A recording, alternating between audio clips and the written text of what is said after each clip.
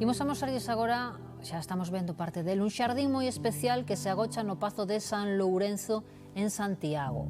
Son milleiros de rosas iluminadas coas que podemos enviar unha mensaxe dedicada a aqueles que extrañamos. É unha iniciativa da Fundación Andrea que propón unha homenaxe a aquelas persoas de luz que nos marcaron a vida, que estean con nós ou que non.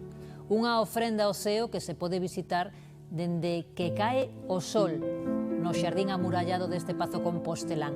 A partir de 10 euros podemos escribir unha dedicatoria que quedará grabada nunha placa de madeira a carón da rosa. Un xesto de homenaxe aos que amamos, que ten tamén un fin solidario.